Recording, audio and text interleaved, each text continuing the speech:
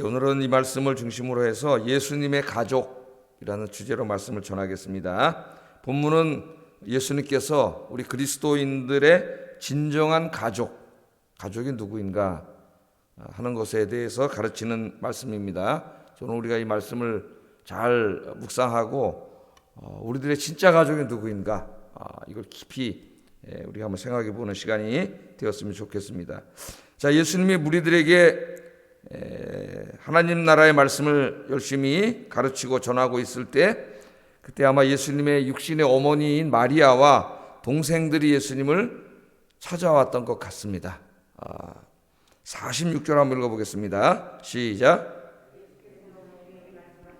그의 어머니와 동생들이 예수께 말하려고 밖에 섰더니, 왜 예수님이 이렇게 하나님 나라 사역을 하고 있는데, 하나님 나라의 복음을 전하고 있는데 그의 육신의 어머니 마리아와 육신의 동생들이 찾아왔는지는 본문에는 자세하게 설명하고 있지는 않아요. 그러나 12장 문맥에서 보면은 어느 정도는 우리가 추론해 볼 수는 있습니다. 왜냐하면은 사람들이 예수님 뭐라 그랬어요? 귀신 들린 자라 그랬죠.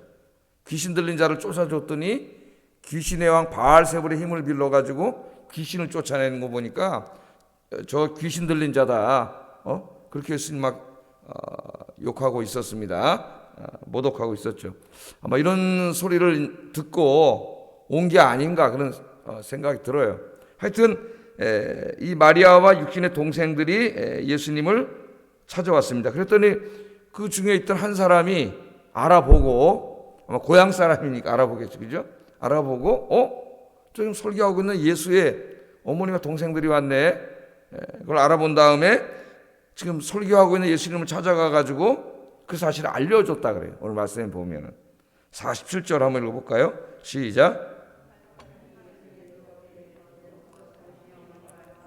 당신께 말하려고 밖에 서 있나이다. 그 말씀을 하고 있습니다. 자, 이 사람이 예수님한테 와서 뭘 강조합니까? 당신의 어머니와 당신의 동생들이 왔습니다. 그렇죠? 당신의 어머니와 당신의 동생들, 어머니와 동생들이 왔습니다. 이 말은 단순히 지금 어머니하고 동생들 왔는데요, 이렇게 정보를 알려주는 말씀이 아닌 것 같아요. 이 말씀을 보면은, 자, 이 말씀 속에는 여기 지금 당신의 어머니가 여기 있고 동생들이 여기 있는데, 아니, 당신이 무슨 메시아요? 그런 의미가 강하게 있죠. 여기에 귀신 들리는 자라고 그랬죠. 또 바로 앞에 보면 뭐라 그랬어요? 예수님 보고, 당신이 정말 메시아인 거 우리는 도저히 못 믿겠는데, 정말 당신이 메시아면은 한번 좀 뭐 증거, 표적을 좀 한번 보여주세요. 바로 앞문장이 그거잖아요. 앞에 있는 말씀이. 믿지를 않아요. 바리새인 서기관들은 유대교의 이 구약 성경의 전문가들인데 그들이 믿지를 않습니다. 많은 사람들이 믿지를 않고 이 사람도 마찬가지예요. 자기가 무슨 메시아야? 막 증거를 보여달라고 그러고 막 그러고 있는데, 보니까 그 육신의 어머니하고 동생들이 와 있거든요. 그러니까 그걸 증거로 세우는 거죠. 아유, 예수님 어머니하고 동생들 왔는데요. 그 말 속에는 여기 어머니하고 당신 동생들이 있는데 당신이 무슨 하나님의 아들이고 메시아입니까? 이런 불신앙적인 모습이 이 안에 담겨 있습니다. 자, 먼저 여기서 우리가 한번 그 육신의 가족에 대해서 한번 생각해 볼 필요가 있는데, 예수님도 우리 육신의 몸을 입고 또 우리 인간이 태어나는 것과 동일한 방식으로 인간으로 오셨습니다. 그러니까 예수님의 육신의 가족이 있죠. 우리 마태복음 처음에 읽을 때 보면은 아버지 요셉이 있고 어머니 마리아가 있어요. 그래서 그 정원해가지고 성령으로 잉태된 이야기를 우리가 이미 공부를 했습니다. 근데 그 이후에는 이제 요셉은 잘 나오지 않아요. 요셉은. 그래서 아마 일찍 죽은 게 아닌가 이렇게 이제 추측을 합니다. 일찍 죽은 게 아닌가. 하여튼 그리고 동생들이 여럿 있습니다. 예수님 이후에 뭐 성경에 보면 야고보라든가 야고보 요한 그 형제 말고 사도행전에 보면 야고보가 나오죠. 또 그 야고보 형제는 사도행전 11장인가 12장인가에서 일찍 순교하고 나중에 그 15장에 가면 예루살렘 교회의 지도자가 됐던 사람, 그 야고보는 예수님의 동생이에요. 동생 야고보. 또 우리 성경에 야고보서 쓴 사람이 그 사람이고, 유다서 쓴 사람도 예수님의 동생이고, 동생들이 나옵니다. 몇 명의 동생들이 있어요. 자, 육신의 가족들이 있었죠. 하나님이 저와 여러분에게도 육신의 가족들을 이렇게 주셨습니다. 하나님께서는 육신의 가족들이 어떻게 살아야 되느냐, 서로 사랑하고 존경하고 아끼고 서로 돕고 그렇게 살으라고 우리에게 가르쳐 주셨어요. 자, 그래서 자식들은 성경에 보면은 자식들은 부모님을 공경하여 그 말씀에 순종하라고 말씀하셨고, 또 부모님들은 자식들을 주 안에서 사랑하고 주님 뜻대로 키워라, 그렇게 우리에게 가르쳐 주셨어요. 에베소서 1장 6장 한 번씩 읽어만 보겠습니다. 에베소 한번 찾아보세요. 6장 1절 4절.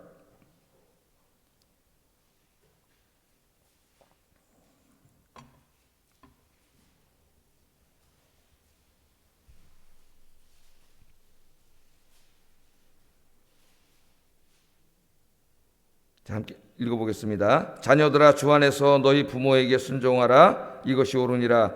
내 아버지와 어머니를 공경하라. 이것은 약속이 있는 첫 계명이니 이로써 내가 땅에서 잘되고 장수하리라. 또 아비들아, 너희 자녀를 노엽게 하지 말고 오직 주의 교훈과 훈계로 양육하라. 그래서 하나님께서는 이 땅에 우리가 육신의 가족들이 있지 않습니까? 그죠? 그래서 어머니가 있고 아버지가 있고 또 자녀들이 있고 이런 관계 속에서 어떻게 살아야 되는가를 가르쳐 주셨어요. 하나님 말씀으로. 또 그 조금 앞에 가면은 남편과 아내, 배우자 관계에서도 또 하나님 어떻게 살라고 말씀을 가르쳐 주셨습니다. 그래서 5장 23절에 보면 아내들에게는 자기 남편에게 복종하기를 주께 하듯 하라, 그렇게 말씀을 해주셨고, 또 남편들에게는 25절, 5장 25절에 보면 남편들아, 아내 사랑하기를 그리스도께서 교회를 사랑하시고 그 교회를 위해 자신을 주신같이 하라, 그렇게 말씀을 하셨어요. 그래서 우리 그리스도인들은 하나님 말씀대로 살아야 되죠. 순종하고. 그래서 예수님께서도 육신의 어머니를 사랑하고 존경하셨습니다. 그래서 십자가를 지실 때, 마지막 지실 때에 울고 계신 육신의 어머니가 걱정이 돼서 사랑하는 제자에게 어머니를 부탁하시는 장면이 요한복음에 나와요. 내 어머니를 부탁한다. 그래서 어떻게 자기 부모님에게 어떻게 해야 하는가를 예수님께서 보여주셨습니다. 또 하나님께서는 자기 가족을 돌보지 않는 사람은 불신자보다 더 악한 자라고 그렇게 말씀을 하셨어요. 그러니까 자기 가족을 돌보지 않는 사람은 불신자보다도 더 악한 자다. 심각한 얘기죠. 불신자는 가장 큰 죄인데, 믿지 않는 죄는 가족을 돌보지 않고 내팽개쳐 놓으면 그럼 불신자보다도 더 악한 자다, 그렇게 말씀을 하시므로 하나님이 우리에게 주신 이 가족들을 서로 사랑하고 돌보고 서로 기도해주고 그렇게 살도록 하나님께서 우리에게 말씀하셨어요. 그래서 우리 그리스도인들은 하나님이 주신 가족에 감사하면서 어머니, 아버지, 동생, 또 형제들도 있죠. 자기 자녀들도 있고 정말 주님 안에서 사랑하면서 아껴주고 서로 돌보고 기도해 주시는 그런 행복한 가정, 주님이 기뻐하시는 가정 이루시기를 주의 이름으로 축복합니다. 자, 그런데 오늘 본문에서는 그런 혈과 육으로 이루어진 육신의 가정을 넘어서는 가족에 대해서 우리 예수님이 말씀합니다. 우리 그리스도인들에게는 이 육신의 가족만 있는 게 아니에요. 혈과 육으로 이루어진 이 가족만 있는 게 아니라 또 하나의 가족이 있는데 믿음의 가족들이 있습니다. 오늘은 여기에 대해서 예수님이 가르치시는 말씀이에요. 믿음의 가족. 우리들은 혈과 육, 피와 살을 나눈 사람을 가족이라 그러는데, 성경에서는 물론 피와 살을 나눈 사람도 중요한 가족이지만 이제 그리스도인들은 가족에 대한 새로운 관점을 가져야 되는데, 그건 믿음으로 이루어진 믿음의 가족입니다. 자, 예수 믿는 사람들은 모두가 다 누구의 자녀예요? 하나님의 자녀죠. 하나님. 우리 아버지는 하나님이십니다. 하나님 한 분을 아버지로 모신 우리 모두는 하나님의 자녀들이에요. 하나님의 형상으로 지음받은 하나님의 자녀들입니다. 하나님이 우리 아버지시기 때문에 우리 아버지는 다 같아요. 우리 아버지는 하나님 아버지, 물론 육신의 아버지가 있지만 우리의 궁극적인 아버지는 하나님 아버지. 아버지가 다 같고 나중에 이 땅에 천국이 이루어지면은, 하나님 나라가 이루어지면은 우리는 다 하나님의 자식들이에요. 그래서 성경에서는 이걸 가족 언어로 많이 얘기해요. 하나님을 아버지라고 얘기해요. 하늘에 계신 우리 아버지. 우리 모두가 아버지라고 불러요. 우리 모두가 아버지니까, 아버지가 같으니까 우리 다 누구예요? 형제죠. 형제 자매들. 하나님 우리 아버지시고 우리는 다 형제 자매들이라는 신앙 고백이 거기에 담겨 있어요. 그 고백 속에 주기도문에도 그 고백이 담겨 있습니다. 자, 오늘 말씀을 보면은 사람들이 예수님을 찾아와서 당신의 어머니하고 동생들 찾아왔는데요. 당신이 무슨 메시아요? 좀 비아냥거리는 의미를 가지고 어머니와 동생들이 찾아왔는데요. 그렇게 얘기했더니 예수님이 대답이 참 놀라운 얘기를 하시는 거죠. 우리 인간들은 한 번도 생각해보지 못한 놀라운 말씀을 하십니다. 48절 50절 한번 읽어보겠습니다. 시작.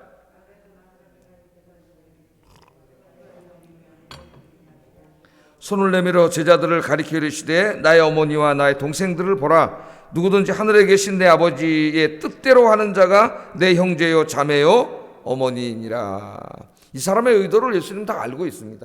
다 알고 있어요. 그래서 말씀하시는 거예요. 말하던 사람에게 대답하여 이르되 누가 내 어머니고 누가 내 동생들이냐. 말씀 잘못 읽으면 무슨 예수님은 어머니도 없고 동생도 없고 막 그런 걸 주장한 사람인 것처럼 잘못 읽을 수가 있어요. 그래서 제가 앞부분에 말씀을 드린 거예요. 자, 그 말씀을 하시면서 손을 내밀어 제자들을 가리켜 이르시되 나의 어머니와 나의 동생들을 보라. 그러니까 여기 보면 이제 어머니뻘 되는 여성들도 있고, 그죠? 여기 제자들은 12제자만 말하는 게 아니라 동생뻘 되는 사람도 있고 많은 연령의 사람들이 있을 거 아닙니까? 당신 어머니하고 동생들 왔는데요. 그러니까 누가 내 어머니고 동생들이냐? 여기 앉아있는 이분들, 그분들이 내 어머니가 동생이다. 그렇게 말씀을 했어요. 거기 보면 누구든지 하늘에 계신 내 아버지의 뜻대로 하는 자가 내 형제요 자매요 어머니가 아니냐. 예수님 그렇게 말씀을 합니다. 자, 그러니까 여기에 앉아서 하나님의 뜻대로 해야 한다는 건 뭐예요? 하나님의 뜻대로 이 세상을 구원하기 위해서 오신 예수님을 메시아로 믿고 지금 여기에 앉아서 그 메시아의 말씀을 즐겁게 듣고 있는 이 믿는 사람들을 말하는 거예요. 믿는 사람들. 누가 내 어머니고 내 동생이냐? 그 육신의 그 관계를 부정하는 게 아니라 진짜 가족, 영원한 가족에 대해서 가르쳐 주는 거예요. 여기에 있는, 여기에서 하나님의 뜻대로 보낸 하나님의 아들을 믿고 말씀을 듣고 있는 여기에 있는 모든 사람들, 우리가 모두가 다 가족이다. 예수님이 그렇게 이야기를 하고 있습니다. 자, 이 땅에서의 가족은 살과 피를 나눈 사람들이에요. 그러나 이러한 혈연에 의한 가족 관계는 이 땅에 살 때뿐이라는 걸 알아야 됩니다. 이 땅에 사는 동안만 가족이에요. 혈연에 의한 가족은 이 땅에 사는 동안 100년도 못 살잖아요. 또 결혼해서 보통 30살, 요새는 30살에 결혼 안 하죠. 거의 35살 넘어서 결혼 많이 하는데 결혼해서 아이를 낳고 키우면 어느 정도 몇 년이나 같이 살겠어요. 그 정도 사는 동안만 가족이에요. 이 가족이고 그 이후에는 가족이 될 수도 있고 안 될 수도 있어요. 이걸 우리가 알아야 됩니다. 이 혈연에 의한 가족은 이 땅에서 뿐이다. 이 세상은 이제 잠깐이고 영원한 나라, 진짜 우리가 영원히 살아야 될 진짜 하나님의 나라가 이 땅에 이루어졌을 때는 거기에서는 이 땅에서의 가족이 반드시 가족이 된다는 보장이 없어요. 될 수도 있고 안 될 수도 있습니다. 왜 그러죠? 하나님 나라에서의 가족은 믿음에 의해서 결정이 돼요. 믿음에. 이 땅에서 우리가 살과 피를 나눈 가족이지만은 어떤 사람은 예수를 믿고 구원받은 사람이 있고 어떤 사람은 구원받지 못한 사람이 있어요. 이 관계가 계속되면 안 되겠죠. 모든 가족이 다 예수 믿고 구원받아야 되겠는데 만약 그 상태에서 그냥 우리가 이 세상을 떠나면은 하나님 나라에서는 그 사람은 가족이 될 수가 없어요. 그러니까 이 땅에서의 내 사랑하는 가족이 하나님 나라에서 가족이 안 되는 이런 매우 슬프고 비극적인 일이 벌어질 수 있다. 이걸 우리가 알아야 됩니다. 우리가 이걸 알 때 제일 먼저 우리가 어떤 생각이 들어요, 여러분? 어떤 생각이 들어요? 가족들 찾아가서 복음 전해야죠. 복음 전해서 온 가족이 예수 믿고 구원받아야죠. 이 땅에서는 가족인데 하나님 나라에 가니까 하나님 곁 오지를 못하니까 그 축복에 참여하지 못하니까 가족이 되지 못하는 거예요. 그래서 오늘의 이 말씀은 또 하나 중요한 우리에게 말씀이 전도가 얼마나 시급한 것인가 하는 것을 우리에게 가르쳐 주고요. 전도는 진짜 이게 뭐예요? 우리 가족들에게 해도 되고 안 해도 되는 게 아니라 이건 정말 내가 목숨 걸고 해야 되는 거예요. 목숨 걸고. 그래서 제가 가끔 설교할 때 그런 얘기들 간증 다른 사람 이야기들 이렇게 성도들 이야기들 전해드리지 않습니까? 지난번에도 제가 미국에서 이제 칠순이 다 돼가는 딸이 그 얘기도 제가 해드렸잖아요.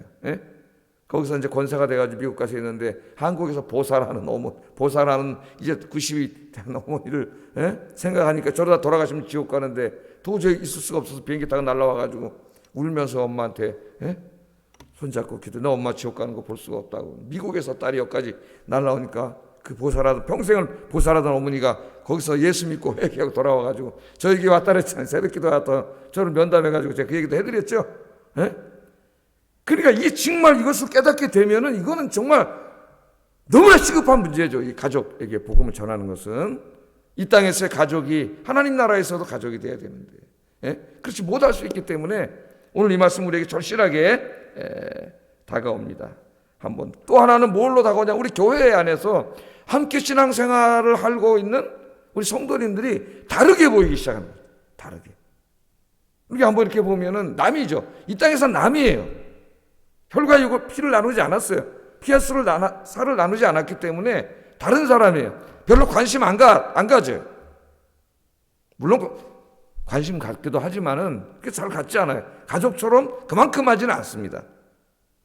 그런데 이분들이 우리 예수님이 뭐냐면은 남이 아니라 그래요. 남이 아니라고. 바로 여기 있는 사람들이 우리가 진짜 가족이다. 그렇게 예수님이 오늘 말씀합니다. 그래서 오늘 이 말씀을 들으면 이 말씀을 아멘으로 받으면 이제 이 시간부터 함께 우리 아이언교회에 와서 신앙생활하는 사람들이 남으로 보이지 않아야 돼요. 남으로. 여러분들 진짜 가족으로 볼 수 있기를 바랍니다. 가족으로 바라본다면 다르게 보이겠죠. 우리가 서로 좀 더 관심 갖고 사랑하고 그럴 수 있지 않겠습니까? 사도 바울이 성경을 보면은 성도님들을 부를 때 어떨 땐 자기가 내가 너를 믿음으로 낳았다는 말도 해요. 그러니까 자기 아버지라는 얘기잖아요. 거기 보면 자기 연세 훨씬 높은 분들도 있는데 내가 너희를 믿음으로 낳았다 그래요. 그런 얘기도 하고 때로는 여성들에게는 나의 사랑하는 자매들이라 그러고 남성들에게는 나의 사랑하는 형제들이라고 부릅니다. 그냥 그렇게 부른 게 아니라 진짜 가족의식을 가르쳐주는 거죠. 우리가 가족입니다. 그러니까 여러분 우리는 가족이에요. 가족. 이걸 절대 잊으면 안 돼요. 이 가족 관계는 우리가 믿음으로 모였기 때문에 영원히 하나님 나라에서 영원히 가족이에요. 여기 있는 사람들은. 그것을 우리가 깊이 마음에 새기면 정말 한 사람 한 사람을 대하는 태도가 이제부터 달라집니다. 시기하고 질투하고 미워하고 욕하고 험담하고 이러던 것들이 사라져요. 우리 마음속에. 가족이니까. 자, 성경에서 우리가 남이 아니라 이 믿는 사람들이 교회 안에 모인 사람들이 한 가족임을 가장 잘 보여주는 말씀이 예루살렘 초기 그 예루살렘 교회 성도들이에요. 그러니까 예루살렘 교회 성도들이 이제 복음을 듣고 예수를 믿게 되지 않았습니까? 그래서 120명이 마가의 다락방에 모여서 기도하다가 그날 이제 오순절날 성령이 마시고 성령 충만해서 막 전도를 많이 해가지고 많은 사람들이 예수를 믿게 되고 그렇게 됐죠. 그때 이제 그들이 깨닫게 된 거예요. 이 사람들이 예수 믿기 전에는 다 남이었는데 그냥 별걸로 관심 안 가졌어요. 뭐 좀 자비가 있는 사람은 동네 어려운 사람 좀 도와주고 뭐 이런 건 했겠지만은 가족같이 형제같이 이렇게 생각하지는 않았단 말이에요. 그런데 예수 믿고 하나님 말씀을 배우다 보니까 여기 이제 교회에 모인 사람들이 다 누구예요? 가족이라는 걸 알게 된 거죠. 진짜 가족. 믿음의 가족이 진짜 가족이라는 걸 알게 된 거예요. 그러니까 그날부터 관심을 갖게 되는 거죠. 삶에 대해서. 관심을 가져.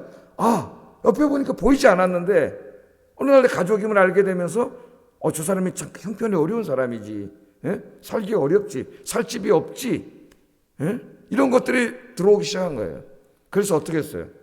자기 땅과 집, 뭐 땅이 좀 많고 집이 뭐 한 채 이상, 두 채, 세 채 있는 사람들, 요새 우리나라 부동산 문제 때문에 굉장히 문제가 많이 되죠. 사람들이 그래가지고 자기 살 집만 있으면 되는데 이 집, 저 집, 저 집 막 사가 집을 뭐 10몇 채, 20몇 채 막 가지고 이걸 가지고 어떻게 해요? 투기를 해가지고 집값을 막 올려놓는 거예요. 여러분 저 사과가 3개밖에 없으면은 먹을 사람이 10명이면은 3명이면은 하나씩만 사 먹으면 되는데 사 먹으려는 사람이 10명이면 어떻게 사과값이 올라가겠죠. 서로 살라니까. 그러니까 집이 그렇게 모자라지는 않는데 욕심을 부리는 사람들이 이걸 투기해서 돈 버는 사람들이 막 사들이기 때문에 없는 거예요. 나머지 사람들이. 집값은 막 오르는 거예요. 버블 가격이 막 생기는 거죠. 하여튼 제가 또 이 얘기가 그 얘기가 나왔는데 그리스도인들 그렇게 하면 안 됩니다. 하나님은 투기해서 돈 버는 것을 기뻐하지 않으세요. 자기가 노력하고 땀을 흘려서 그게 작더라도 그렇게 돈을 벌어야지. 자, 그러니까 그런 사람들이 보이니까 이 사람들이 욕심을 예수 믿기 전에 그렇게 욕심을 부렸단 말이에요. 이 사람들도. 그 탐욕과 욕심, 인간이 이렇게 막 폭력을 행사하고 전쟁을 하고 이러기 시작한 게 사유재산을 갖기 시작하기 때문에 그때부터 시작했다 그래요. 제가 휴먼 카인드라고 하는 책을 요새 읽고 있는데 사유재산, 자기 재산 내 거야 이거 아닙니까? 탐욕과 욕심, 이때부터 서로 이걸 지키기 위해서 더 많이 갖기 위해서 남을 힘들게 하고 아프게 하고 죽이고 전쟁하고 이렇게 됐다는 거예요. 상당히 일리가 있는 말이다 그런 생각이 듭니다. 그렇게 살아왔던 사람들인데 어느 날 예수 믿고 이제 이 예수님의 말씀과 가르침, 기독교의 정신, 진짜 우리의 가족의 누군가를 깨닫게 된 거죠. 아, 여기는 이 사람들이 다 우리 가족이구나. 하나님이 우리 아버지고 우리 다 형제 자매들이구나. 깨달은 다음에 어떻게 했나? 한번 찾아보겠습니다. 사도행전 4장 32절 35절 한번 보겠습니다.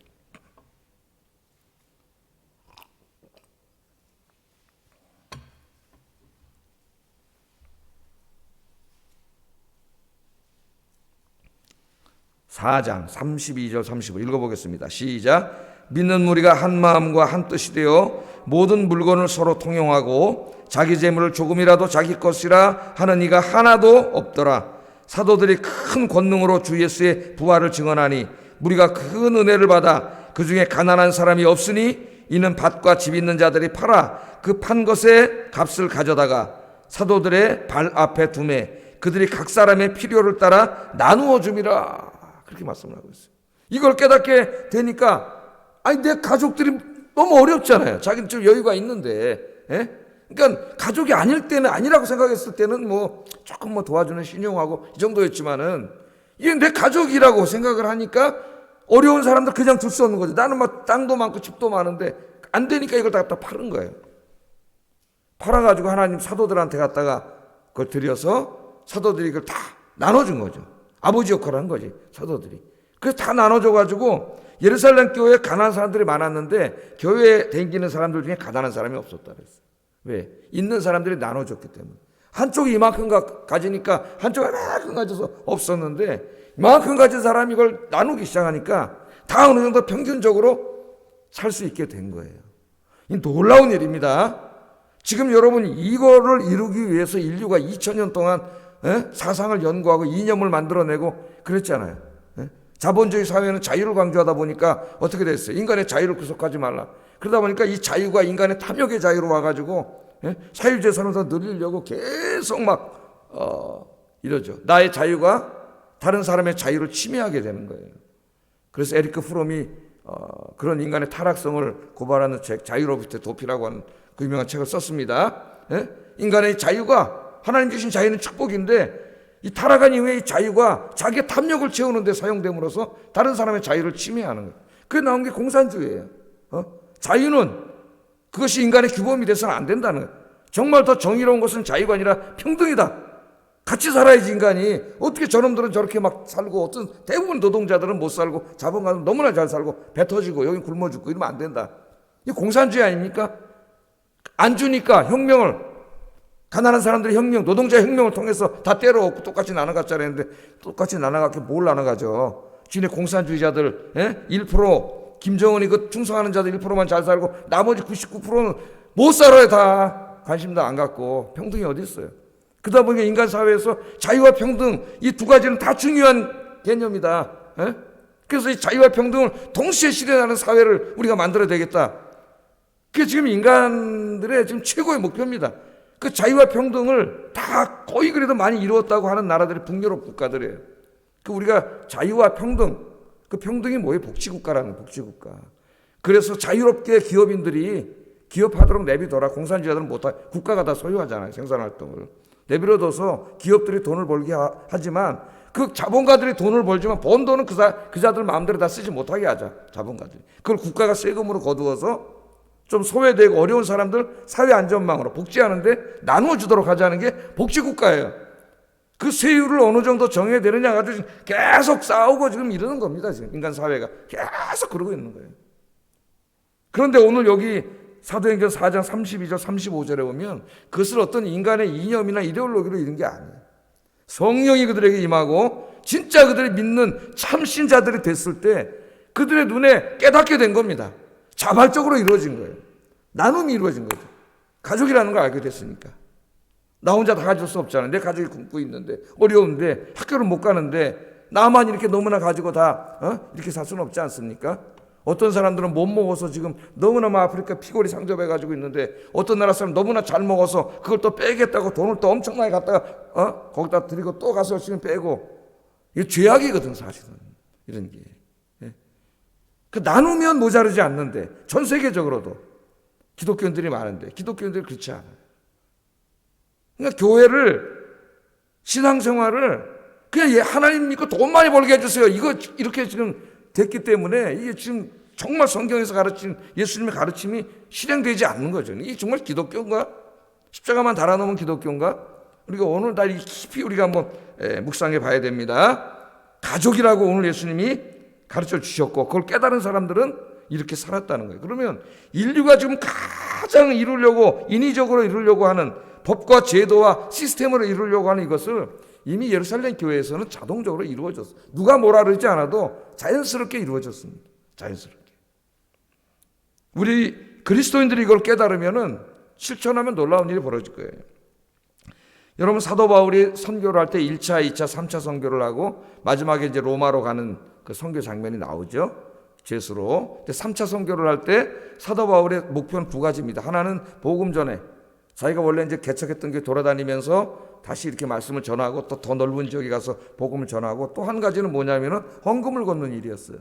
헌금 얘기를 굉장히 많이 합니다, 사도 바울이. 헌금 내라고. 고린도 교인들 굉장히 혼나죠. 헌금에 동참하지 않는다고. 이제 그 헌금이 뭐냐면은 그 당시에 기근이 심해가지고 살기가 굉장히 어려워진 이 예루살렘 교회 성도들이 거의 다였거든요. 그래서 그 예루살렘 교회 가난한 성도들을 돕기 위해서 예루살렘 교인들을 보지도 못한 민족도 다른 민족들 사람들, 누군지도 모르는 사람들에게 이야기하면서 헌금을 걷어요. 걷어서 나중에 그 구제헌금이죠. 구제헌금을 가지고 예루살렘으로 돌아옵니다, 사도 바울. 그러니까 이게 굉장히 중요한 거예요. 그러니까 이것은 첫째는 어려운 사람들을 그리스도인이 도와야 된다고 하는 의미도 있지만, 더 중요한 의미는 그게 아니에요.